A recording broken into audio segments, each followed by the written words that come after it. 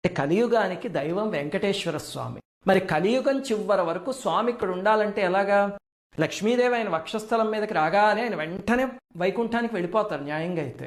కానీ ఈ కుబేరుడికి అప్పు వడ్డీ కట్టడం అనే మిషతో స్వామి ఇక్కడ ఉండడానికి ఆ లీల సృష్టించారు. కలియుగాంతం అవ్వగానే అమ్మవారు ఆ మూలధనం అంతా ఇచ్చేస్తారు.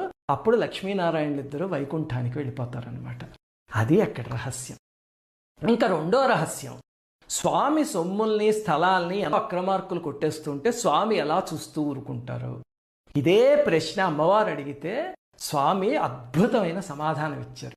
ఏం చెప్పారంటే, మనం హుండీలో వేసే ధనాన్ని స్వామి 3 భాగాల కింద చూస్తారట. చాలా చాలా జాగ్రత్తగా వినండి. మీరు ఏ భాగంలో వేస్తున్నారో అనే దాన్ని బట్టి దాని ప్రతిఫలం ఉంటుంది. ఇది గొప్ప రహస్యం. ఇది ఏమిటండి ఆ 3 భాగాలు అంటే, మొట్టమొదటిది నిష్కామ పుణ్యధనం. నిష్కామ పుణ్యధనం అంటే ఏమిటంటే, ఆ ధనాన్ని పుణ్య మార్గంలోనే సంపాదించాడు. అంటే కష్టపడి సంపాదించాడు తప్ప పాప పనులు చేసో లంచాలు తీసుకుని అలా సంపాదించలేదు.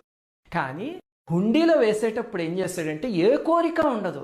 తీసుకువెళ్ళి, స్వామి నీ దయ వల్లే కదా స్వామి నేను ఇలా ఉన్నాను, ఇవన్నీ నా డబ్బులా, నా సంపాదన, ఇది నీ అనుగ్రహం స్వామి, తల్లి నీ అనుగ్రహం తల్లి అని ఆ పక్కనే ఉన్న అమ్మవారికి దండం పెట్టుకుని హుండీలో తీసివేసాడు అనుకోండి, ఏ కోరిక లేకుండా. దాన్ని